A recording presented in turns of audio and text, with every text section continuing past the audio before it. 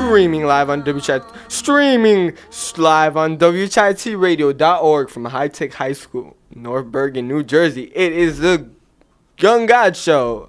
I'm your announcer, Kevin, and now your host, Keaton Jack. Yer. What up, Yehudas and Thuts? We out here, Young God Show. We're gonna get it pumped up because that music was a little depressing. Liz, what's going on? Our producer obviously didn't put on some good music, but it's all right. It's all right. Saving Grace is Amazing Grace, right? Amazing Grace. Anyway, all right. So here we are. Today we're talking to you about the NCAA tournament that is coming up on Thursday, also known as March Madness. It happens every year with 64 of the elitist teams in the country playing for Division I colleges compete head to head to win it all, baby, win it all. And more hype is brought from the fans because they all make brackets in the stride to win a grand prize. One time Warren Buffett offered like $1 billion, and that hyped the tournament through the roof. And, till this day, people still try to make perfect brackets. I think this year's prize from ESPN is $20,000 and a 2015 trip to Maui, Hawaii. Untaxed also, so, 20 grand is not that hard. But to make a perfect bracket, to get 64 games, and the score of the final game is extremely hard. It's like winning the lottery like 300 times in a row. Like, those are the odds. And, no one has ever had a perfect bracket ever. Your bracket has to be in the top 1%, which means that if 100 people were to make a bracket, you'd have to be the one person out of 100 to have the best bracket. Top 1%, which is crazy. Extremely crazy. And did anyone in here make a bracket before I start going off? Indeed. All right, so just tell us your Elite 8 and your Final 4 and who you think's going to win. Okay, my Elite 8, I have Kentucky, of course. I have Notre Dame, Villanova, Michigan State, Oregon, Arizona, Duke, and Iowa State. In my Final 4, I have Kentucky, Arizona, Michigan State, and Iowa State. I end up having my final Kentucky versus Michigan State, where I have Kentucky winning it. And I think that's pretty perfect. It's close to perfect as there ever will be. I think you have a perfect bracket. I don't, because there's a few that I feel uncomfortable with, but yeah. I think my Final 4, I stretched it with Michigan State and Iowa State, but yeah. Their schedule, their losses were impressive losses. Like, I don't know. I think I got my sleepers down good. All right, I have this is my Elite 8. I have Duke, Georgetown, Iowa State, Gonzaga, and then I have Villanova. Oh, this is my Sweet 16, actually.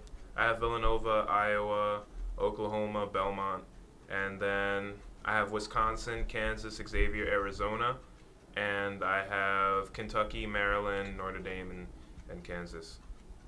And my Elite, I slacked. I have Kansas beating UNC. I have Arkansas beating UNC. Word. Anybody else with that? Nah. And then I have You don't think Arkansas is going to beat UNC? There's a chance. I don't really like UNC, but I don't like Arkansas either. Arkansas is 26 and 8. They have their average points per game is 78, which is very high.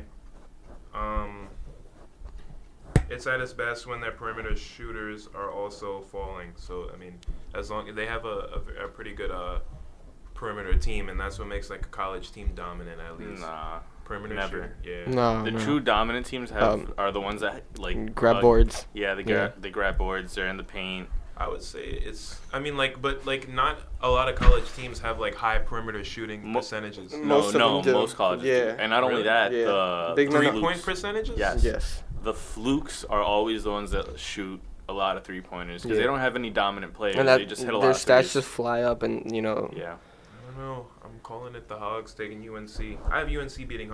I have UNC out second round basically.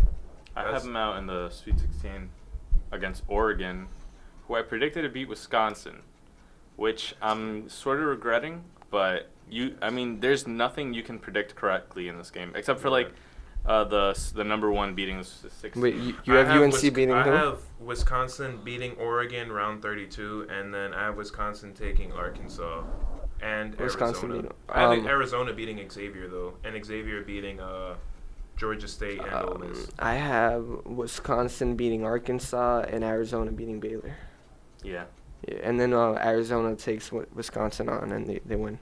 I have Oregon beating Wait, UNC. Kev, you have Baylor beating Georgia State? Indeed. Yeah, I guessed it. I have No. Georgia State beating Baylor. I like Georgia State, but I don't. They're definitely not. They're not that good. There's no way. And Baylor's an extremely polished team. I mean, what do you know about it? So I did my research. You did your research Yeah, here. I Where? did my research On the app? 64 teams. On the app. name a player on Georgia State that makes you believe they'll beat Baylor. I don't know. I didn't do research on players. I did Why do you think research they're gonna on beat Baylor? percentages. Why? That was actually just my upset. I figured. Don't say it. Who do you think is taking it, like the whole thing? All right, in my final four, I have. Y'all gonna gas this. I have Kansas, Villanova, Wisconsin, Gonzaga. Everyone's sleeping on Kansas. I've told my final four to like 8 people, and they've all said you're crazy. Kansas? Nah, bruh. Who do you think is taking like the whole? Like people are gassing Kentucky, but Kentucky's. Who do I think's taking it? Yeah. I have Gonzaga taking that Gonzaga. dub. No, I have Wisconsin taking that dub Wisconsin. against Gonzaga. But 76-71. That's the score. Wisconsin, Gonzaga. I would take. I don't. Who beats really Kentucky, though? like Wisconsin. For me, I have Kentucky out by. Dang. Hold on, let me check this. This app is. Maryland or Notre Dame. Um. No, you haven't kicked out by Kansas. Yeah, Oh. Kansas. I have them beating Maryland, and I have Kansas taking that dub against That's Notre Dame. delusional. And It's delusional. it's not. I think Notre Dame has a much better shot of beating Kansas. I mean, of beating Kentucky, and even then, they're not going to beat them. I think the only team that can really beat them is Arizona. I think Arizona is overall the best team. They have the most playmakers, and they have actual like NBA ready players. Not like Notre Dame. Notre Dame has a few exciting guys. They're like, you have a lot of teams that are like the Kentucky team with Kemba Walker that made that big run, if you remember that. Like, just a lot of college-ready players. But, I mean, a team like Kentucky can compete in the NBA. You can put Kentucky against Philadelphia 76ers, and I'm not saying they're going to beat them. That's a little bit, stretching it. But they're definitely going to put up a good game. They're gonna compete. Yeah. Kev, what do you have in your final four? Final four. You guys are gonna be surprised, but I'm just all about surprises. All right. Last year, there were a few surprises. Dayton, ruining a lot of people's brackets. I had, Mercer ruined everybody's bracket, beating Duke. I have Kentucky and Arizona, and I have Louisville and Gonzaga. Kentucky, Arizona, Louisville, Gonzaga. I think everyone's like low key rooting for Gonzaga though. I don't like Louisville. I don't think they have a good team anymore. Who do you guys have Duke out by? Or do you have Duke, I have them in the Elite Eight, and I have them out by Iowa State. I have them. Wait, but do you guys have Georgetown beating? Who are they playing? I want to call East Washington beating Georgetown, and I like if there's two teams that you can bank on upsets, it's Utah and Georgetown, and they happen to go right next to each other. And I still picked Utah and Georgetown just to be safe, but I really wouldn't be shocked. I picked Austin. Me too, yeah. I heard a lot of good things about that team. I picked Austin beating Utah, and then I have Georgetown Beating East Austin. Washington, and then I have And then beating Georgetown- Austin. Yeah. Yeah, same. And then I have Georgetown losing to Duke, Gonzaga beating Iowa State, and Gonzaga taking Duke. I really do want to see that game though, Gonzaga Duke. What do you guys think about St. John's? I like them. St. John's beating San Diego. Don't sleep No, on the boys. I agree with that. I think that game is super underrated because I think both San Diego State and both St. John's are underrated as a whole. But I still think St. John's, dude, they're basically the only team that really came close to beating Kentucky. which is insane. They kept the two halves. They were close, and then Kentucky ended up pulling away a little bit and won by 7. Last 2 minutes of the game. That Yeah. tells you a lot that St. John's is not a joke. So you think they could beat Duke? I think they can, and I actually I think they had have them. potential. Yeah, me too. I had Same. them beating Duke, but I went with the safe pick, and I just picked Duke just because I feel Crawford and the paint. They have a lot of good players. I don't know, but St. John's definitely can make a run, What's and so honestly, so risky can San about Diego this- State. What's so risky about this thing is like one game, your whole bracket's gone. I'm too lazy to make 2 brackets. Like I made 2. I made the second one was like everything upsets basically. Just randomized it. Didn't look at stats. Just looked. I have a friend who made 10 brackets. I already shared this with you guys, but I'll share it with the viewers. And he has so much fun with making the brackets that like one of his brackets is based off of which mascot is the coolest, or which team has the best uniform. And then some of them are serious, like, based off predictions. Some of them are all upsets, and then the opposite. But yeah. I see. I'm looking at the SF Austin schedule, and dude, against ranked teams, they're awful. They had 2 games against ranked teams in their whole season. Yeah. They lost to Xavier, who's apparently overrated by their ranking, by Xavier? 18. They lost to Baylor, another talented team, by 17. And those are their only ranked games.